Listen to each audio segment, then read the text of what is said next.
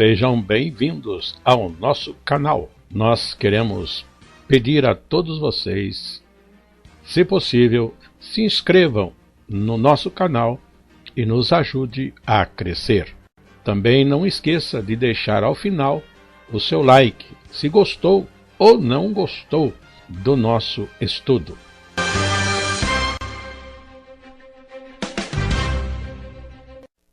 O programa a seguir é de inteira responsabilidade de seus idealizadores e apresentadores.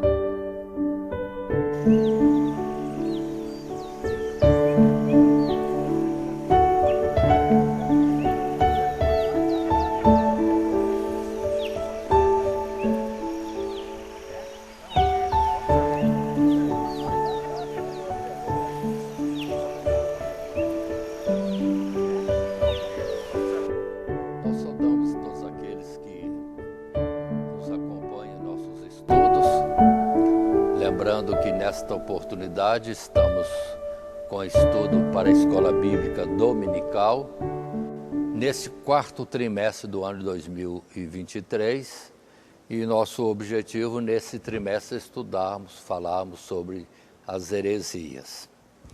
E vamos dizer assim, no desenvolver desta lição, baseado em heresias, nós estamos já na lição de número 6, em que colocamos desta forma: imposturas à palavra de Deus, ou seja, a heresia de se colocar imposições à palavra de Deus, ou vamos colocar assim, coisas que se colocam como sendo de Deus, coisas que estão contrárias à própria palavra de Deus. Então, são imposições, colocações que chegam a contradizer a palavra de Deus, mas a palavra de Deus permanece para sempre e ela não muda, e em Deus não há mudança e nem sombra de variação. Assim, te chamamos a estudar conosco esta lição, cujo texto áureo está em Deuteronômio, no capítulo 4, o verso 2, que diz para nós: nada acrescentareis à palavra que vos mando, nem diminuireis dela, para que guardeis os mandamentos do Senhor vosso Deus, que eu vos mando. Essa colocação de Deus, repetida por Moisés ao povo de Israel no começo da sua jornada pelo deserto até atingir a terra de Canaã. Muito bem. O nosso texto bíblico, ou leitura bíblica em classe, está em Mateus capítulo 15, o verso 1 até o verso 9, e que nós vamos estar justamente considerando muitos quererem tirar a palavra de Deus, ou que a palavra de Deus diz, e colocar os seus pensamentos, justificando-se em uma coisa e outra. Mas a palavra de Deus não muda, e ela já foi dada, e sobre ela não pode haver, conforme vimos anteriormente, nenhum acréscimo e nenhuma subtração de palavra ou de texto algum. E a palavra em si mesmo não é somente textual, ela tem sim uma interpretação dada pelo Espírito de Deus.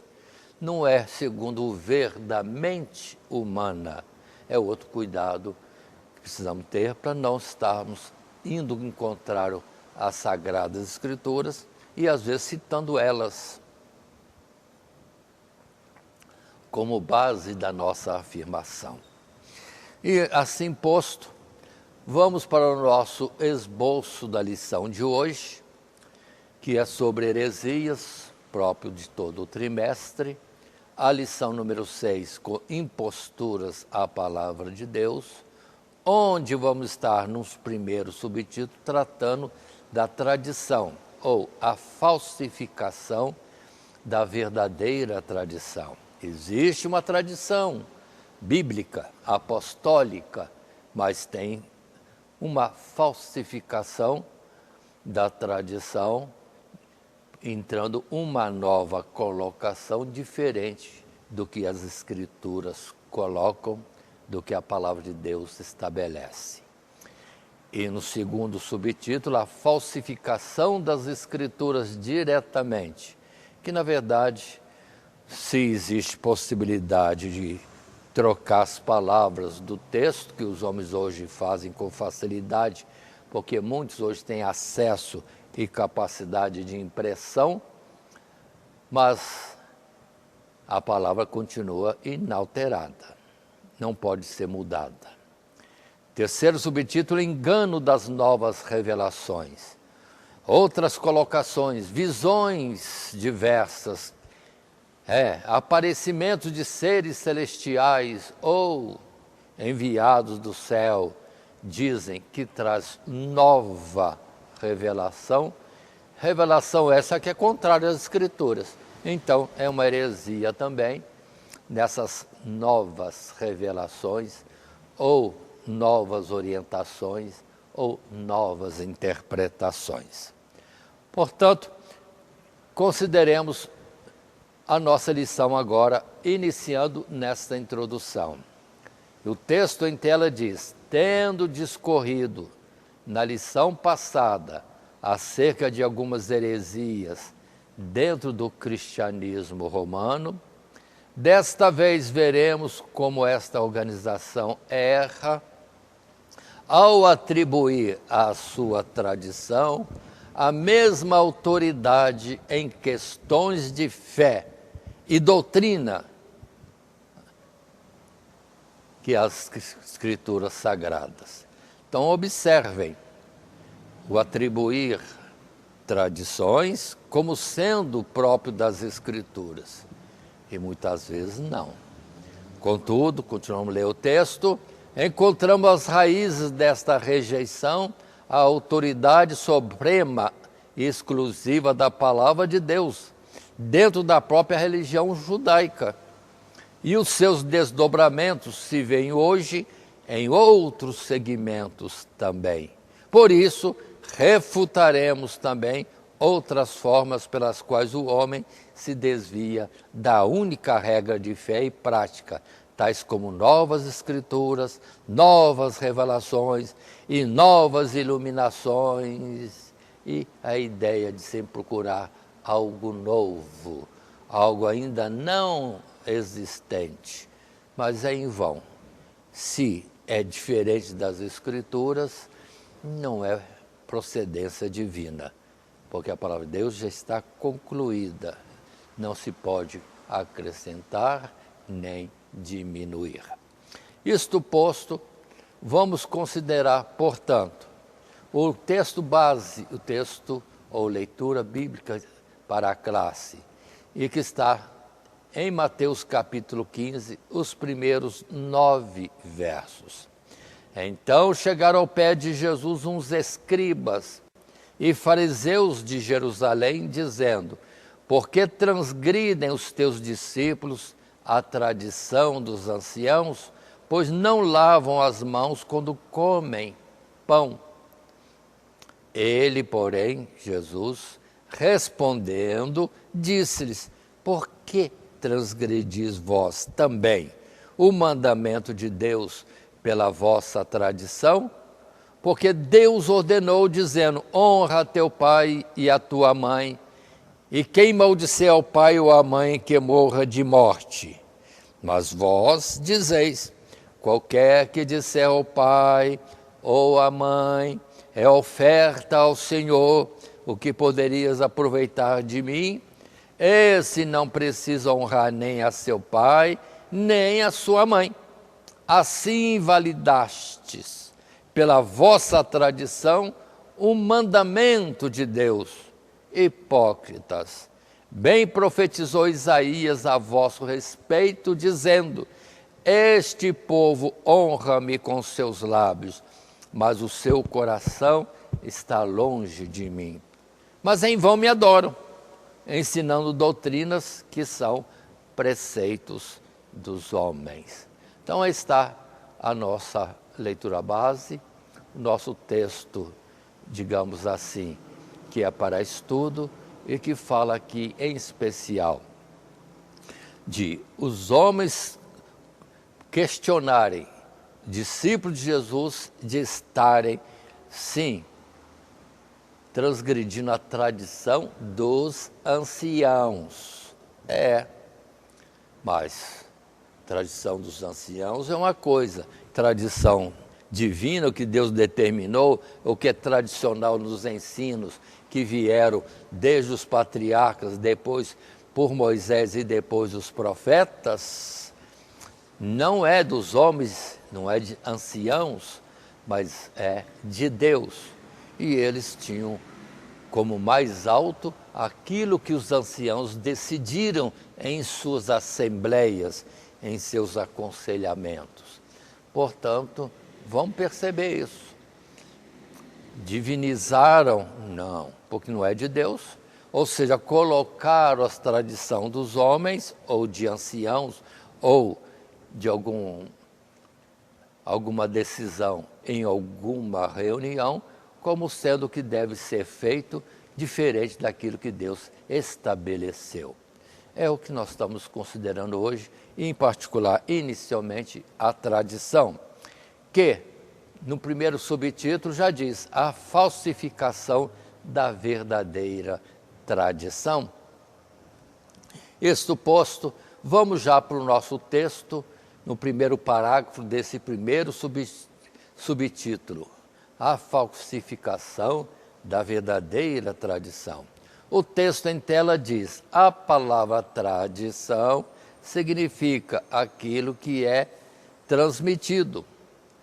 E a princípio se refere à boa prática do povo de Deus no passado, de comunicar oralmente o conhecimento de Deus às gerações seguintes. É compreensível que, em um tempo anterior à revelação escrita, que começou em Moisés, este fosse praticamente o único meio de preservar as leis, promessas e as experiências dos patriarcas com Deus. E mesmo depois, sendo a técnica da escrita dominada por poucos e a produção de cópias das escrituras bastante difícil e limitada, a maioria do povo de Deus ainda dependia da tradição. Agora, mas como um método de ensino cotidiano, apoiado e corroborado pela leitura periódica da lei, feita pelos sacerdotes. Então observe que, sim, havia uma tradição, uma comunicação de princípios, ordem ou aconselhamento de procedimentos da parte de Deus para com o homem, e que as pessoas absolviam por ouvir. Era transmitido. Quando é que começou a escrita no mundo? Há muitas conjecturas, mas com certeza foi algum tempo no passado. Que passado, e o máximo que nós temos citado até o momento, é aquilo que, digamos assim, veio a ser conhecido a partir de Moisés. Ainda consideremos nesta colocação que naturalmente devia haver algum tipo de escrita. Não sabemos o quanto era difundida essa escrita, porque temos os faraós que eram bem antes de Moisés e que já escreviam alguma coisa. E também no tempo de José, pelo menos a numeração de alguma coisa se tinha. Mas se tinha uma numeração, uma quantidade nos celeiros, deveria ter alguma outra forma, que era já uma escrita, ainda que muito simbólica, para dizer que no celeiro tal havia tanto de trigo, no outro celeiro, qualquer que fosse ele, na mesma cidade ou outra cidade, havia também tanto, algum número naturalmente diferente, armazenado em trigo. Certamente. Mas fiquemos primeiro na ideia de uma tradição falada de pai para filho, como foi o caso de Abraão para com seus descendentes. E isso, entre alguns textos que temos aqui, tiramos e apresentamos 3, sendo que vamos falar primeiramente de Gênesis capítulo 18, onde temos, é o próprio Deus falando a respeito de Abraão, da sua fidelidade para com Deus e da sua dedicação e, sim, preocupação e cuidado de transmitir aos seus filhos aquilo que ele aprendeu de Deus, testificar das coisas de Deus. Então, capítulo 18, verso 17, lemos: E disse o Senhor, é Deus, ocultarei eu a Abraão o que faço? Visto que Abraão certamente virá a ser uma grande e poderosa nação, e nele serão benditas todas as nações da terra?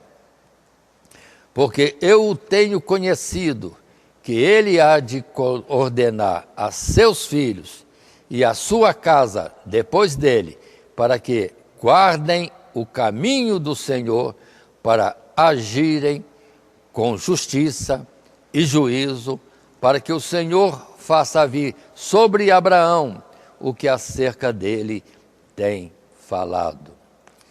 O que Deus está dizendo? Abraão irá ordenar a seus filhos e a sua casa depois dele, para que guardem o caminho do Senhor. Havia forma de escrever do conhecimento de Abraão para transmitir a seus filhos, então já está aqui o ensino por escrita. Mas se não houve conhecimento em Abraão de escrita, entretanto, Deus reconheceu que ele sim ensinaria a seus filhos. E nesse caso seria de forma oral, uma tradição comunicada, ou seja, uma forma de viver, de se comportar, transmitido através do ensino oral de Abraão à sua descendência. E temos ainda a palavra de Deuteronômio, capítulo 6, em que se coloca também Deus falando, ensinando e orientando, ou determinando mesmo, para que o povo estivesse uns em outros se ensinando, em particular dentro da responsabilidade de pais para com seus filhos. E assim no verso 6 do capítulo 6 está escrito: E estas palavras que hoje te ordeno estarão no teu coração, e as intimarás a teus filhos, e dela falarás assentado em tua casa, e andando pelo caminho, e deitando-te, e levantando-te. Também, poderíamos falar, as atarás por sinal na tua mão, e te serão por testeiras entre os teus olhos, e as escreverás, estou lendo mais adiante, no verso 9, nos umbrais de tua casa e nas tuas portas, mostrando que no tempo, então, de Moisés, já era dado ordem para os pais ensinarem aos filhos e escrever aquilo que já tinham aprendido de seus pais. Era a tradição agora já escrita, ou possível de ser transmitida de uma forma fixa e que duraria talvez gerações e gerações. Essa mesma colocação está lá no final de Deuteronômio. Sim, lá no capítulo 31, de novo, se repete isso. Porque, na verdade, Deuteronômio é repetição das leis, e, em particular, Moisés, ao estar no final da sua jornada, da sua existência na face da terra, falou longamente à nova geração 40 anos depois de sair da terra do Egito, dizendo as mesmas coisas, como no verso 9. E Moisés escreveu esta lei e a deu aos sacerdotes, filhos de Levi, que levavam a arca do concerto do Senhor, e a todos os anciãos de Israel, e deu-lhes ordem, Moisés, dizendo, ao fim de cada 7 anos, no tempo determinado do ano, da remissão, na festa dos tabernáculos, quando todo o povo de Israel, ou todo Israel, vier a comparecer perante o Senhor, teu Deus, no lugar em que ele escolher, lerás esta lei diante de todo o Israel aos seus ouvidos. Então havia ensinamento quanto ao comportamento das gerações essas que recebiam de seus pais, de seus líderes, no particular desta ordem, dos sacerdotes, no meio do povo de Israel, tomado como sendo o povo de Deus entre todos os povos da terra. E assim, continuando, indo para um segundo parágrafo, nesse primeiro subtítulo, a falsificação da verdadeira tradição, uma situação semelhante verificamos nos primeiros tempos da pregação do Evangelho. Embora representasse o cumprimento de tudo o que havia sido escrito na lei e nos profetas, o reino de Deus se manifestou através da pessoa bendita de nosso Senhor Jesus Cristo e da sua pregação. Mas ele, Jesus, nada escreveu ao longo do seu ministério. Do mesmo modo, os apóstolos testemunharam, ensinavam e pregavam a viva voz, transmitindo aos seus discípulos, como que por tradição, aquilo que haviam ouvido da boca do próprio Jesus, ou que o Espírito Santo agora lhes revelava. Assim concordamos que a maioria dos escritos do Novo Testamento surgiram para atender às necessidades e questões propostas pelos primeiros cristãos, os quais não podiam ser todos assistidos pessoalmente pelos apóstolos a todo tempo. Por outro lado, a doutrina desses escritos em nada difere daquilo que os apóstolos ensinavam à viva voz. As questões tratadas, ensejando providencialmente uma exposição tão profunda e completa do Evangelho e dos seus mistérios, que logo foram distribuídos às comunidades cristãs como uma revelação escrita de interesse geral para todo o povo de Deus. Aí nós vemos muitos textos falando disso. Ou seja, havia uma tradição no meio evangélico. Era o colocar, o ensinar, o falar, o pregar dos apóstolos às multidões. E que possivelmente, sim, aconteceu, de muitas dessas coisas virem a ser escritas, e aí temos as cartas de Paulo, as cartas de Pedro, as cartas de João e outros mais, justamente colocando para a sua geração e a posterior qual era a tradição pregada pelos apóstolos ou ensinada por Jesus e que deveria ser continuado naquela nova geração. E aí temos muitos textos bíblicos e numa primeira relação, que eu chamo de uma relação numerada como A, temos a palavra de 1 João, sim, lá no final da Bíblia, bem antes, próximo de Apocalipse, a colocação que João faz na sua primeira carta e também os primeiros versos dessa carta primeira.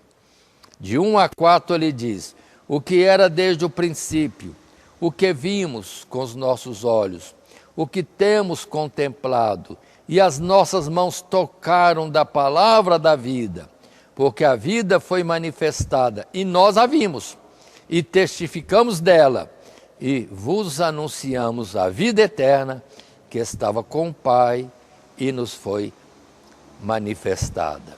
O que vimos e ouvimos, isso vos anunciamos, para que também tenhais comunhão conosco. E a nossa comunhão é com o Pai e com seu Filho Jesus Cristo. Essas coisas vos escrevemos, para que o vosso gozo se cumpra. E aqui temos a confirmação de João, que ele pregava, ensinava, falava do que tinha visto e ouvido da parte de Jesus Cristo. E agora, com essa propriedade de poder escrever escritos que chegaram para nós quase 2000 anos depois. Estão conosco esses escritos. E dele fazemos menção neste momento. E aqui uma tradição. E só ler, estudar o que João vai falar e ver, comparar com Paulo e vão ver a uniformidade de ensinamentos. Ainda que Paulo é muito mais extenso, porque são muitas as suas cartas, sim, e ele falou com muita propriedade, de tal forma que Pedro chega a dizer que Paulo escrevia com uma sabedoria segundo a graça que Deus lhe deu, mas que infelizmente muitos torciam já naquele tempo. E temos a palavra de Filipenses também, no capítulo 4, sim, capítulo 4, e o verso 9, palavra simples, direta, curta, e que coloca para nós este fato. O que também aprendestes e recebestes e ouvistes e vistes em mim, isso fazei, e o Deus de paz será convosco. É Paulo que ensinava, pregava, também escrevia às igrejas e depois a Timóteo, que seria um seu sucessor na direção de muitas igrejas, que deveria ser guardado de tantas coisas que Timóteo ou as igrejas, no caso Filipos, tinha ouvido e visto em Paulo. E outros versos mais estão aí colocados os textos bíblicos para que o professor então escolha segundo a sua forma de apresentar a lição. Uma segunda relação também temos, e nesta segunda relação eu estou lendo mais versículos do que na apresentação anterior. Aí vamos para 2 Tessalonicenses, a expressão bíblica que é dada para nós, quando Paulo vai falar a Tessalônica a respeito da vinda do Senhor e cita alguma coisa útil dentro desse nosso tema, que é a tradição.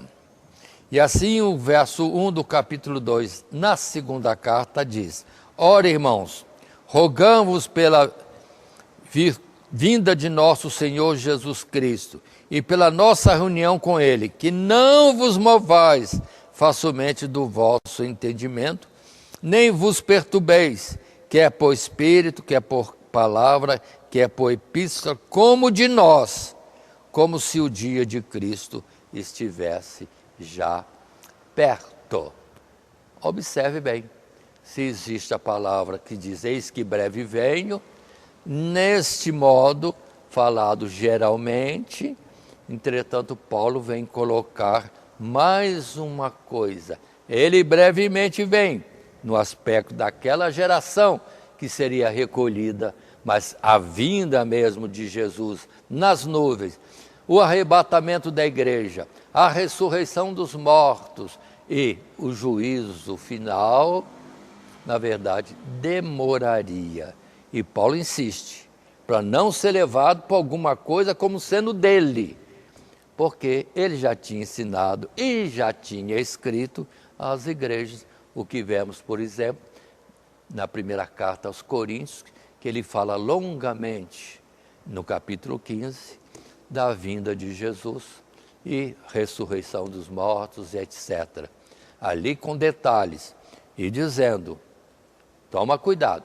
E se ele diz para tomar cuidado e não se mover, é que já havia pensamentos, citações diferentes, faladas ou escritas, não sei, mas que estariam como que propondo ou querendo mudar aquilo que Paulo já tinha estabelecido e que na verdade era testemunha.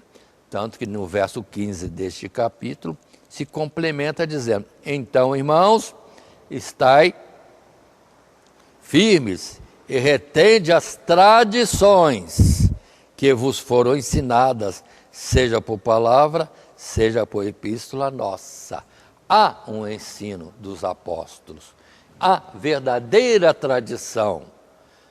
Muito bem, enquanto que outros colocam uma outra tradição, contrariando a dos apóstolos. Então isso aí é heresia, porque é contrário ao ensinamento apostólico.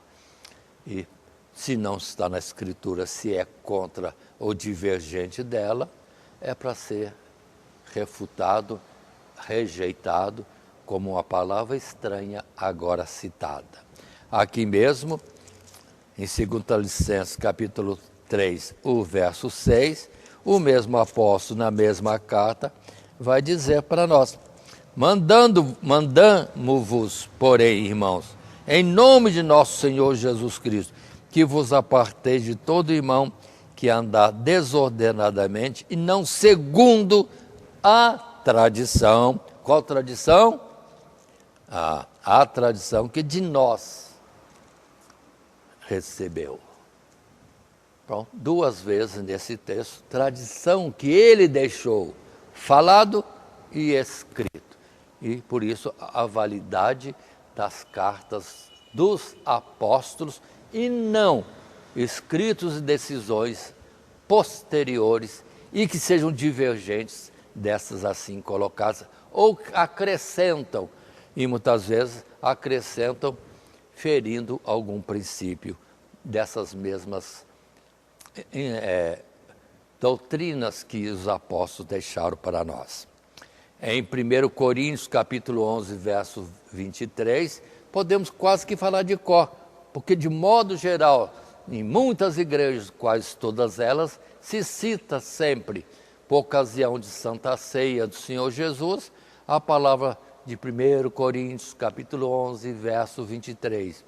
O que eu aprendi do Senhor Jesus, isso mesmo vos ensinei. Aí ele vai discorrer o que Jesus ensinou e que deveria ser cumprido. E no caso particular da Santa Ceia, é o tomar o pão, o partir do pão, o distribuir do pão e depois do vinho, que também seria distribuído entre todos com a mensagem: fazei memória de mim, memória, o que nós estudamos na lição anterior, que não é um ritual estabelecido para como que renovar ou fazer de novo o sacrifício, ainda que incruento, de Cristo.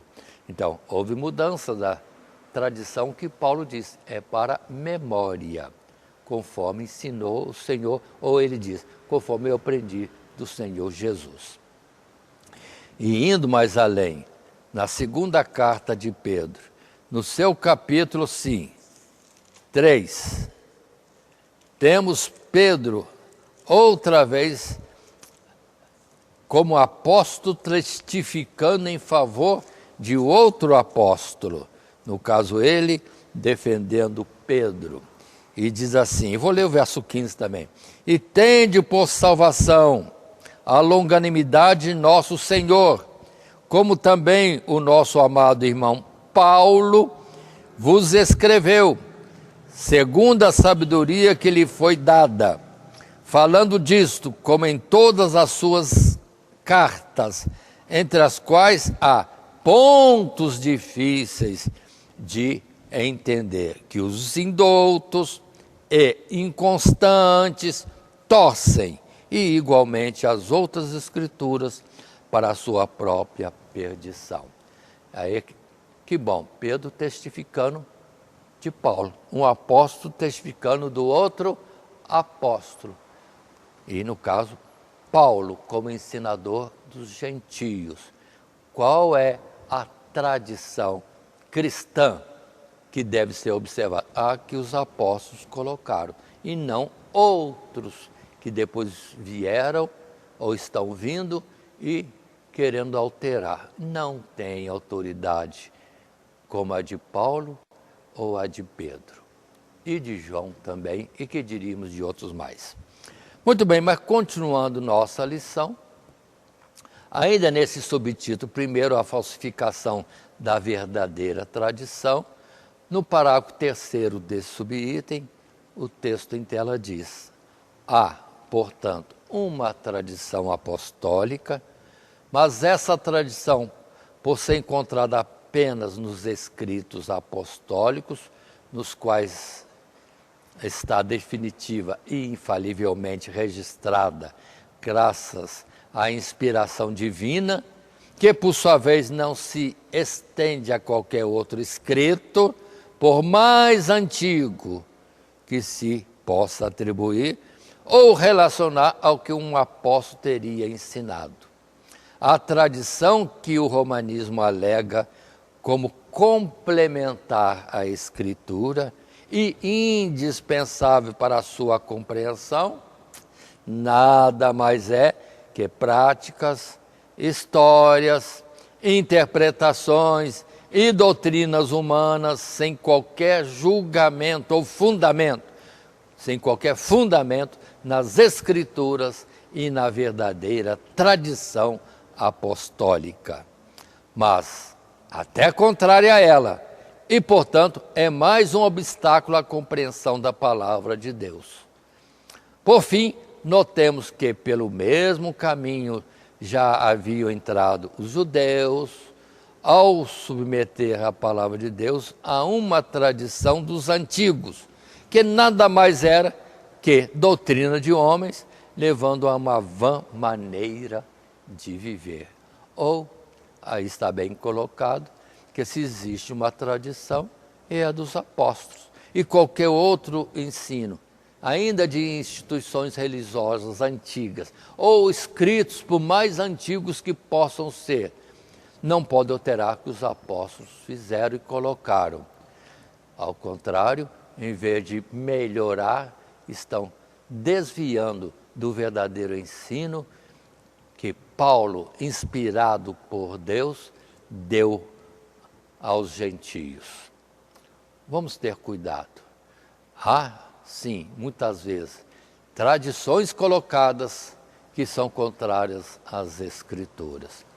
Há tradições outras que podem não estar contra a palavra de Deus, mas não deixam de ser algo novo colocado pelos homens e que deve ser observado se em uma aparência ou em um detalhe não pode estar divergente da verdade dos evangelhos. Então, primeiramente, cuidado. Existe uma tradição dos apóstolos determinado por Deus e não aprovado por homens e muito menos feita por homens, mas inspirada pelo Espírito Santo. E nisso, outros textos mais poderiam ser apresentados. E aqui, outra vez, Pedro coloca na segunda carta, só que agora no capítulo 1, os versos 19 a 21. 3 versos apenas. E temos, disse Pedro, muito firme a palavra dos profetas, a qual bem fazeis em estar atentos, como a luz que alumia em lugar escuro, até que o dia esclareça e a estrela da alva apareça em vosso coração.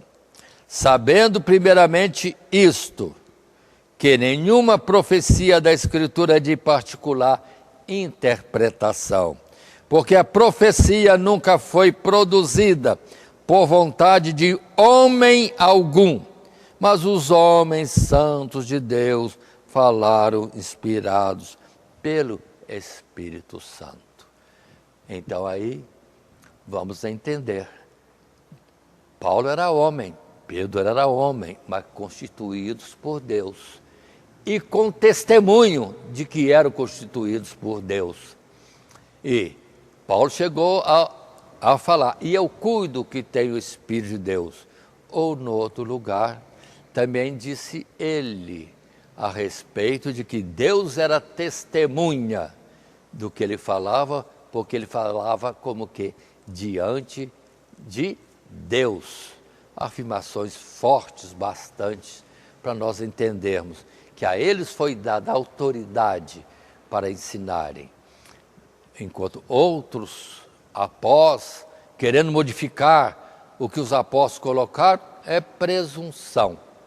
Não tem o testemunho de Deus, ou como Paulo chegou também a dizer, sobre essa liberdade de falar em nome de Deus, porque seguia-se a esse testemunho, os sinais, e seguia também a autoridade de Deus com eles, porque foram constituídos por Deus. E eles podiam também dizer, e trago em meu corpo as marcas de Cristo. Qual de nós podemos falar assim? E, portanto, vamos estar quietos, aprendendo com cuidado aquilo que já está ensinado e escrito para nós andarmos de uma forma que agrade a Deus. 1 Coríntios capítulo 2, mais uma colocação, sim, é 1 Coríntios no capítulo 2, quando Paulo mesmo vai clarear para nós essa situação de muitos estarem falando coisas e coisas, mas o importante é ter a unção do Espírito. E Paulo coloca, 1 Coríntios capítulo 2, verso 12, para nós esta observação. Mas nós não recebemos o Espírito do mundo, mas o Espírito que procede de Deus, para que pudéssemos conhecer o que é dado, ou nos é dado gratuitamente por Deus, as quais também falamos, não com palavras de sabedoria humana, mas com as que o Espírito Santo ensina, comparando as coisas espirituais com as espirituais. Ora, o homem natural não compreende as coisas do Espírito de Deus, porque lhe parece loucura, e não pode entendê-las, porque elas se discernem espiritualmente. Mas o que é espiritual discerne bem tudo, e de ninguém é discernido. Porque quem o conheceu, ou quem conheceu a mente do Senhor, para que possa instruí-lo, mas nós temos a mente de Cristo. E Paulo apela assim para a unção que recebeu de Jesus para ensinar, para escrever aquilo que é para ser a nossa tradição cristã. Em Colossenses 2, verso 8, podemos ainda pegar esta palavra que diz: tende cuidado para que ninguém vos faça presa sua por meio de filosofias e vãs subtilezas, segundo a tradição dos homens, segundo os rudimentos do mundo, e não segundo Cristo. E nós temos tanta mudança. Páscoa do Senhor, como mudaram, e agora está tão diferente e contrária, maculando, contrariando a pureza e a santidade do ato, principalmente quando colocam Páscoa do Senhor, e nisso, como um personagem desta Páscoa, coelho, sendo que antes era um cordeiro, sim, reconhecido dentro da liturgia judaica e da liturgia determinada por Deus, e a compreensão que Deus quer que tenhamos de um animal limpo, enquanto que o coelho é um animal imundo. Então trocaram o limpo pelo imundo, e acha que isso é tradição cristã? Não. Páscoa desse jeito é coisa dos homens e rejeitável, porque está profana, contrário aquilo que é representado como santidade de Deus. Vários outros textos existem. Fica a critério do professor, quando for ministrar, adotar esses versos ou outros, segundo o seu conhecimento e a sua condução da lição. Passando para uma segunda parte, um segundo subtítulo, a falsificação das Escrituras. As Escrituras também, além de, às vezes, vamos dizer assim, interpretadas incorretamente, distorcidas, existe até falsificação do que é a Escritura ou Palavra de Deus. Mas vamos ver nosso texto, primeiro parágrafo desse segundo subtítulo, a falsificação das Escrituras. E o texto diz para nós, e está em tela: ao erro de comparar a tradição humana às Escrituras sagradas, acrescenta-se o de admitir como escritura divinamente inspirada o conjunto de 7 livros. Acréscimo que foi proibido e aqui é feito. O livro de Tobias, o livro de Judite, os livros de 1º e 2º Macabeus, o livro de Sabedoria, o Eclesiástico e Baruque. No Antigo Testamento, além de acréscimos de capítulos aos livros de Esther e Daniel. Chamamos essas adições de apócrifos, em razão do seu caráter duvidoso e por nunca terem sido aceitos como escritura sagrada pelo povo judeu, nem por Jesus, nem pelos apóstolos, nem pelas igrejas dos primeiros séculos. Não importa o quão antigos sejam, o fato é que esses livros não foram escritos por profetas reconhecidamente inspirados. Consideremos que, em Malaquias, o Senhor Deus mantém o povo suspenso pela esperança da vinda do anjo ou do profeta Elias, que prepararia o caminho, numa alusão a João Batista, e os evangelhos retomam a linha da inspiração divina nesse mesmo ponto. Ou seja, Malaquias encerra um tempo citando coisas que é o início da era cristã, como costumo dizer, o chamado Antigo Testamento e depois o Novo Testamento. Como se houvesse o Antigo e um Novo. Na verdade, é continuado. O Testamento, a palavra de Deus é continuada na revelação em Cristo Jesus. E assim, está bem colocado aqui, Malaquias capítulo 3, sim, onde os assuntos colocados nesse profeta, ou escritas estas coisas pelo profeta Malaquias, é depois continuidade no Novo Testamento. No capítulo 3, verso 1, diz: eis que eu envio o meu anjo que preparará o caminho diante de mim. E de repente virá ao seu templo o Senhor, a quem vós buscais, o anjo do concerto a quem vós desejais, eis que vem, diz o Senhor dos Exércitos. Citação a respeito de João Batista, preparando o caminho do Senhor Jesus, o Messias.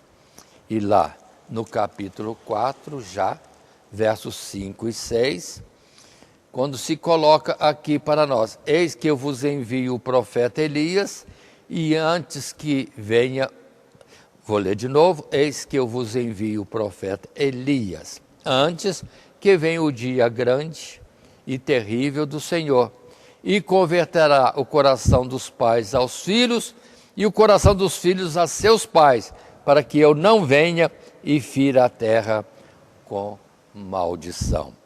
E logo depois, já no Novo Testamento, tomei aqui Marcos como citação inicial e modelo, quando Marcos, já no capítulo 1, as primeiras palavras são: princípio do Evangelho de Jesus Cristo, Filho de Deus, como está escrito no profeta Isaías, porque também Isaías anunciou: eis quem o envio, o meu anjo, ante a tua face, o qual preparará o teu caminho diante de ti.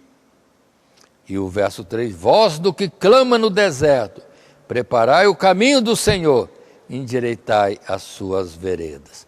Para maior claridade, a primeira expressão do verso 2 está em Malaquias, e o verso 3, sim, é palavra do profeta Isaías, mas é a mesma personagem citada, João Batista. Ou seja, ali terminou em Malaquias uma revelação e o Evangelho parte dali citando João Batista e o Messias vindo a este mundo.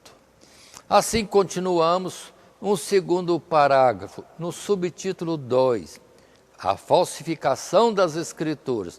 Neste novo texto, nós temos os judeus haviam sido escolhidos para serem os portadores da lei, das promessas, dos concertos, até a chegada do Messias.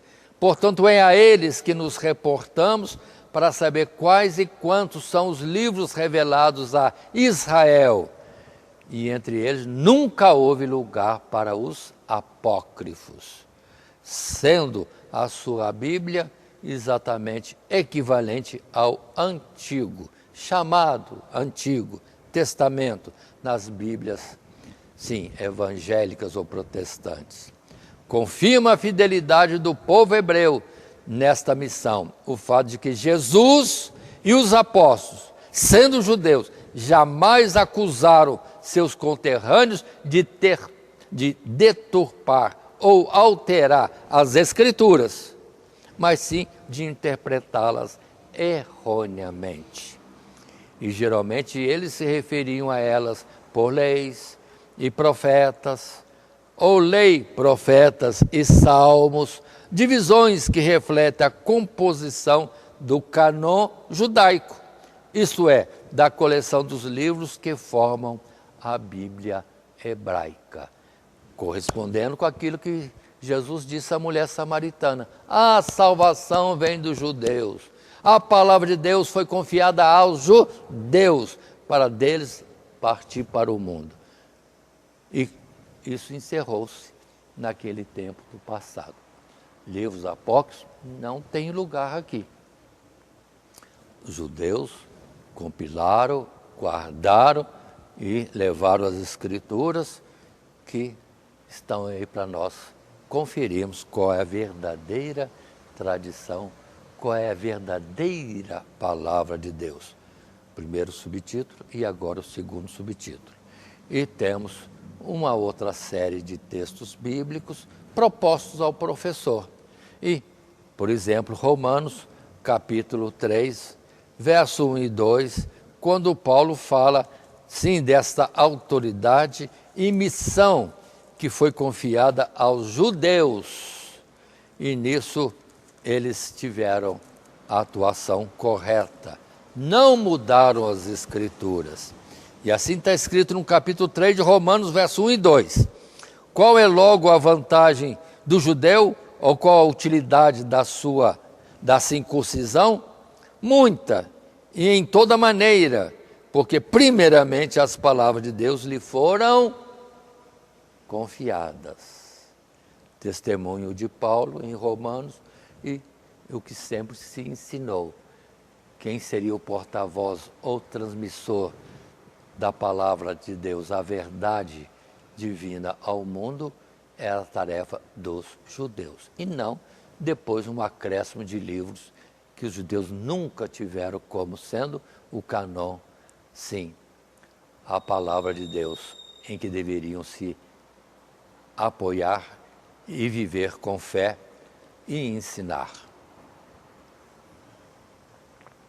Isso é repetido em Romanos capítulo 3, com outras expressões naturalmente, mas é Paulo insistindo e mostrando como é verdadeira essa tradição.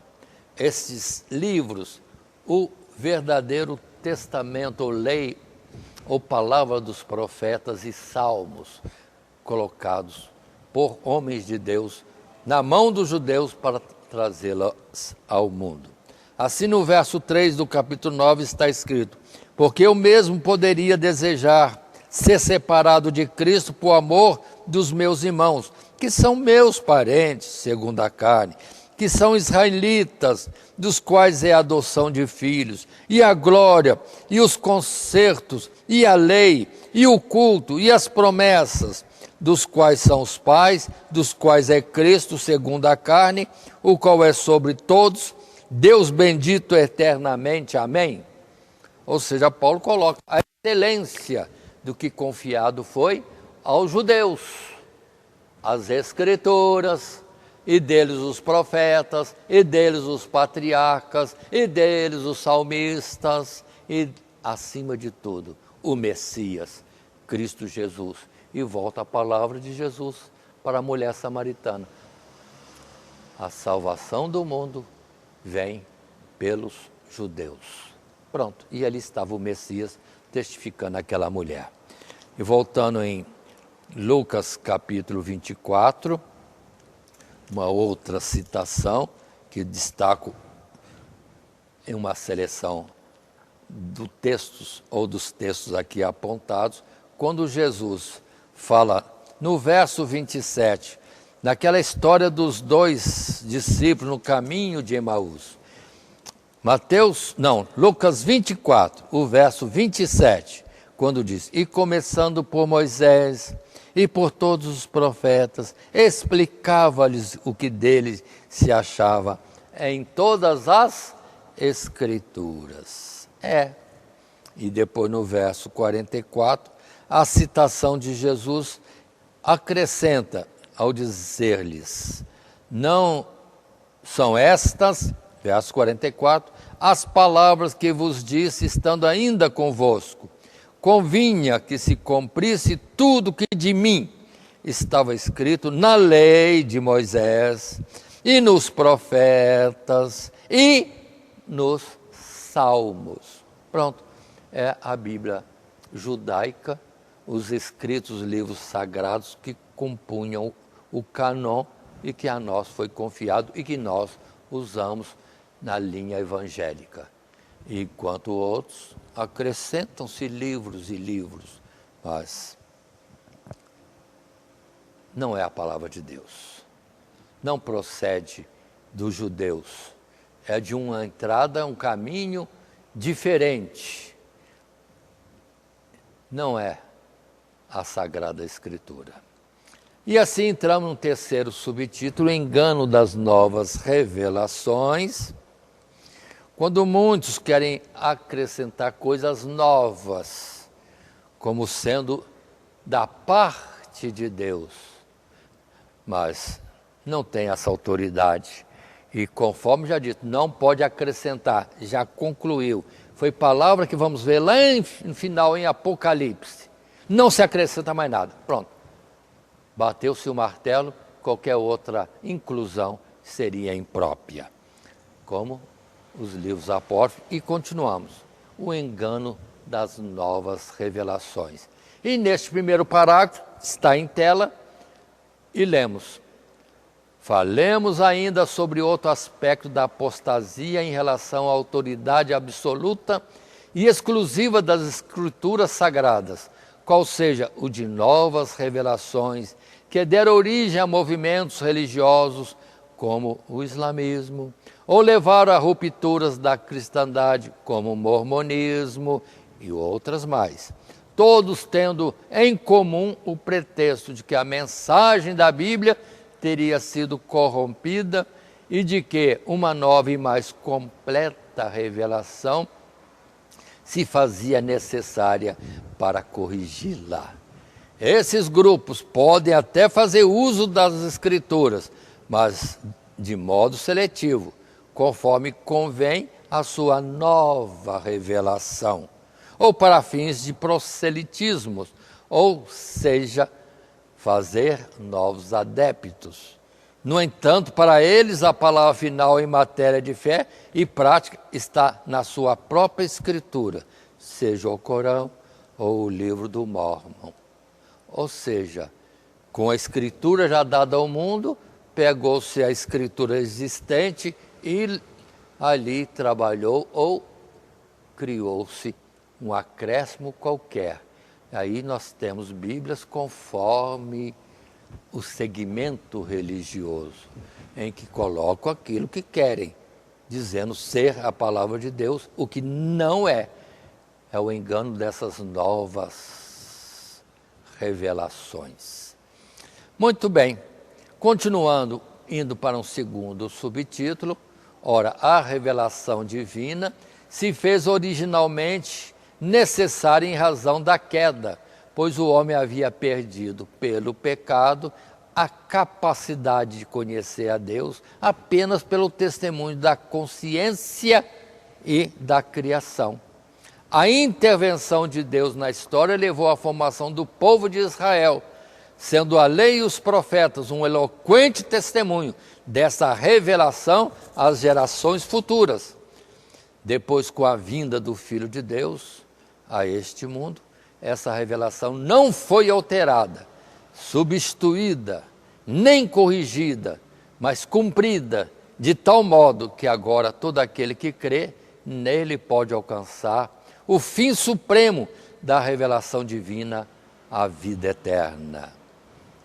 Nem tudo isso foi escrito, mas o que foi escrito é o necessário para alcançarmos este fim, não admitindo subtrações nem acréscimos.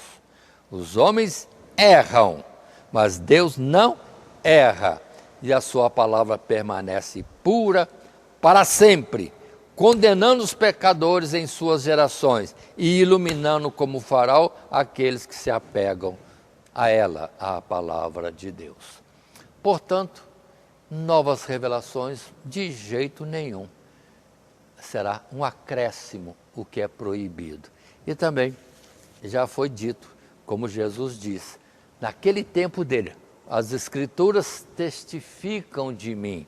E outras vezes ele disse, tenho os escritos de Moisés, tem os ensinadores no meio do povo. Ouçam a eles, mas muitos querem novidade. Aí a questão de muitos novos irem atrás dessa suposta revelação divina, agora recente, mas não percebe que é contrária à tradição apostólica, é contrária àquilo que está na Bíblia Sagrada. E assim posto, observemos, temos dois grupos de textos bíblicos. Aqui, uma primeira parte, há um grupo, digamos, citados como A. E dele lemos Hebreus 1. Sim, no capítulo 1 de Hebreus, a palavra clara, simples, que coloca esse escritor, que não se identifica claramente quem possa ser, mas ele diz, havendo Deus antigamente falado,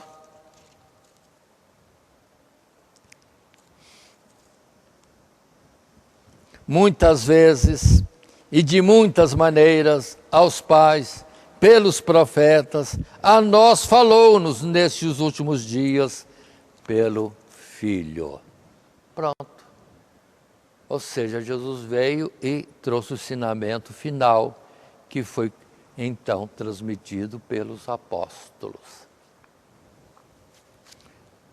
Precisa de novidades para o homem ter salvação? Não, porque a pregação de todos os apóstolos, que tudo aquilo até então revelado, era suficiente para o homem ser orientado, ensinado, dirigido naquilo que conduz à salvação, à vida eterna.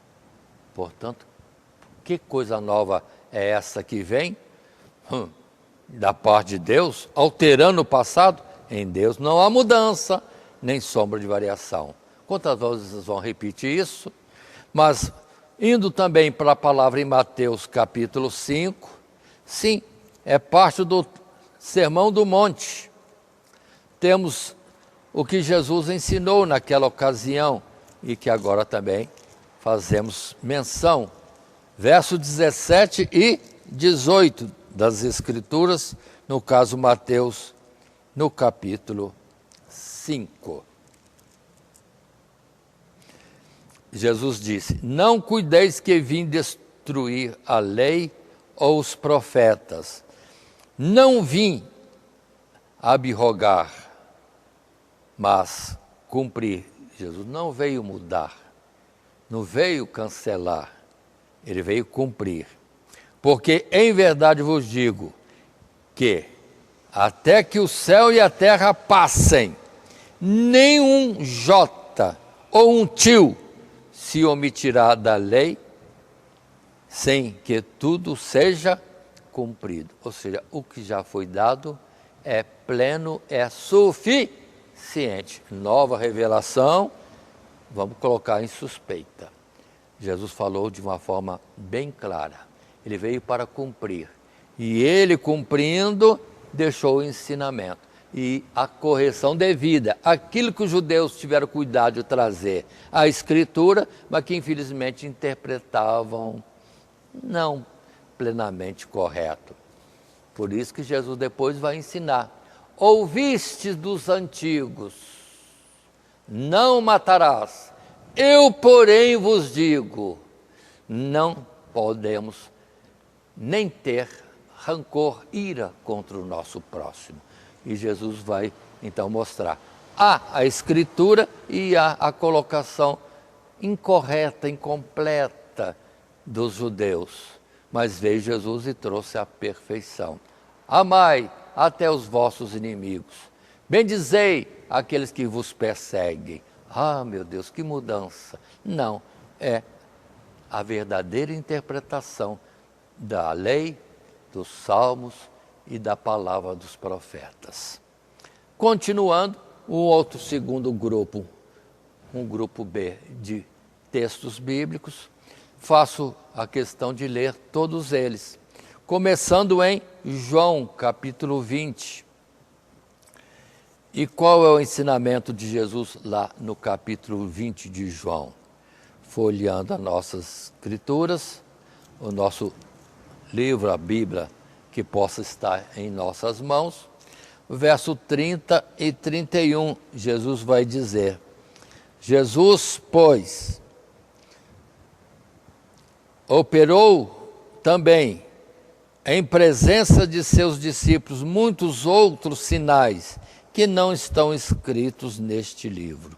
Estes, porém, foram escritos para que creiais que Jesus é o Cristo, o Filho de Deus, e para que, crendo, tenhais vida em seu nome.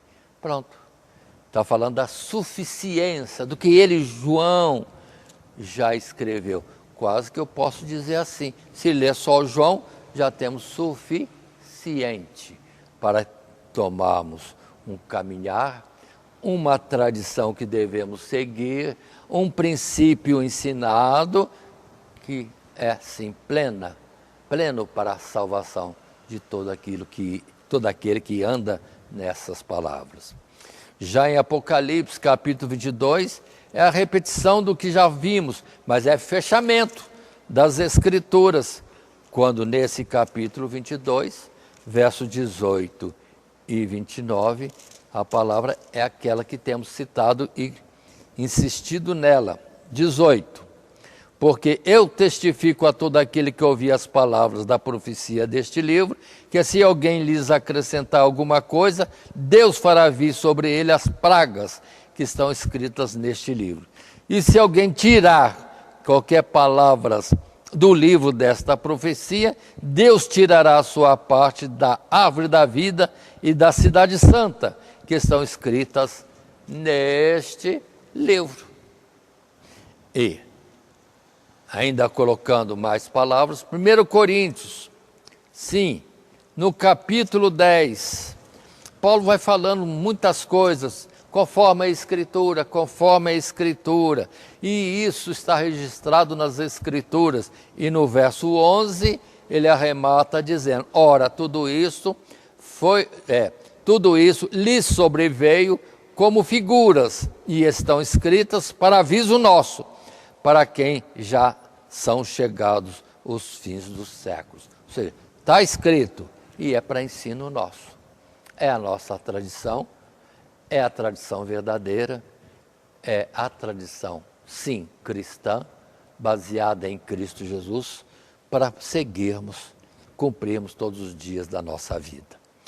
E a palavra em Provérbios, Salomão também já tinha dito anteriormente, palavra importante que nos chama a atenção das verdades bíblicas, para as quais temos que ter cuidado de guardá-las e não, de forma nenhuma, alterá-las, diminuindo ou aumentando.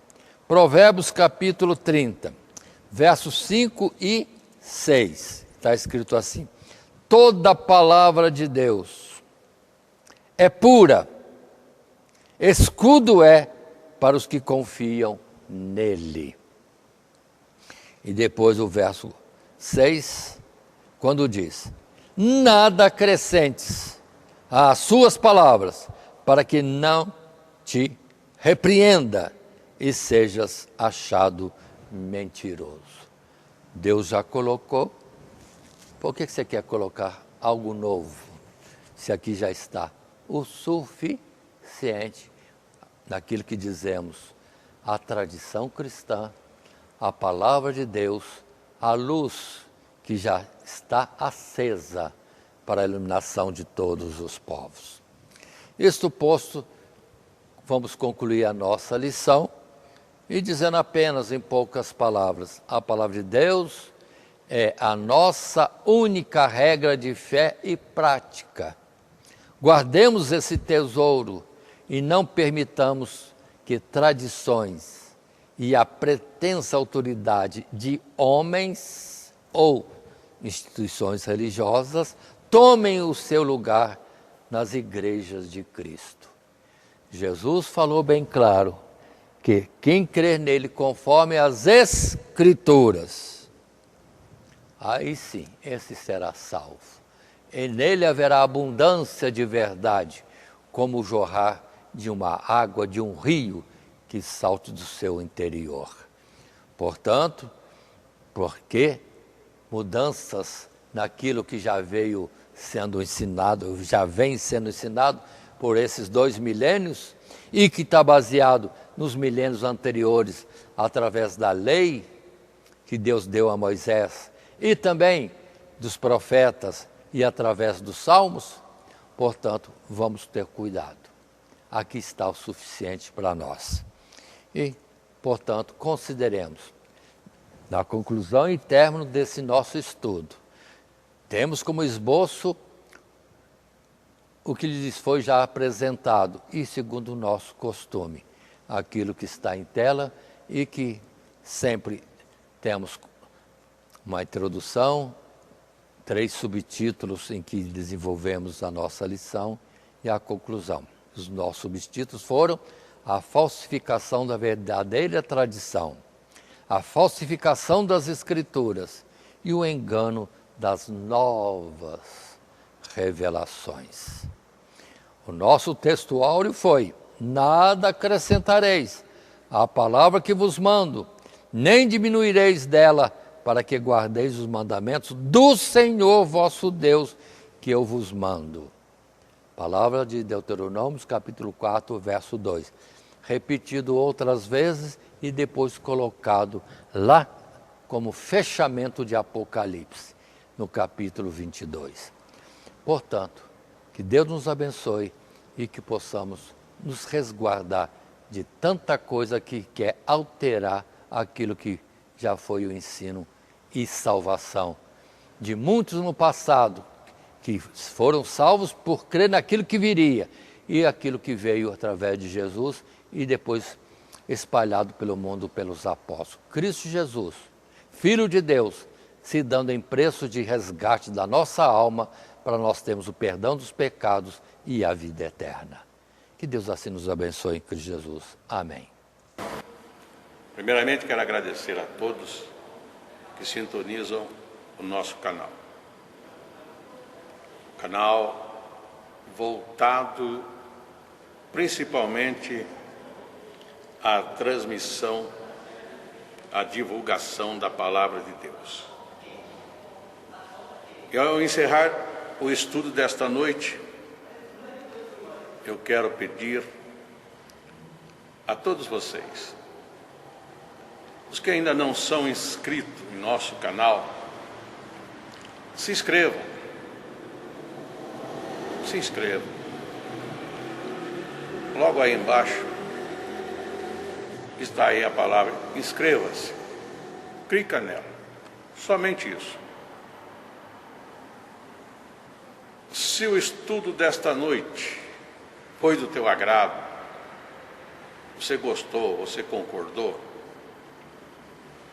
clica aí no gostei. Gostei. Se você não gostou, é um direito seu. É um direito seu não gostar. Mas você pode manifestar isso. Para nós será importante isso. Saber que alguém não gostou. Clique no não gostei. Fácil. Não vai identificar você, nada. Simplesmente você vai expressar a sua opinião. Gostei, dedão para cima. Não gostei, dedão para baixo. E também pode, se você acha interessante compartilhar com seus amigos, compartilhe o nosso trabalho. Compartilhe. Aí embaixo, compartilhe. Você pode compartilhar no YouTube, pode compartilhar no Instagram, pode compartilhar no Facebook, pode compartilhar no Messenger, no WhatsApp. Vai simplesmente nos ajudar a crescer. Porque o nosso objetivo não é financeiro. Não é financeiro. Pode ver que os nossos trabalhos são todos sem fins lucrativos. Coopere conosco. Nos ajude. Temos também os nossos blogs, a nossa emissora na web, a Rádio Net Grata Nova. Tudo isso você encontra aí embaixo na descrição do nosso vídeo, do nosso estudo. Dá uma olhada, todos os endereços estão aí, junto à descrição dos nossos estudos. E eu agradeço, primeiramente a Deus, por tudo que Deus tem feito nesses anos que nós estamos trabalhando na internet. E a você, que toda semana entra no nosso canal. Deus te abençoe. Todo dia, toda hora, muito mais prazer em ouvir. Radionet Grata Nova. Web Rádio, a qualidade que faz a diferença, cada vez mais necessária. Rede Grata Nova de Evangelização. Acesse nosso site www.horadadecisão.com.br. Hora da Decisão, tudo junto, sem acento.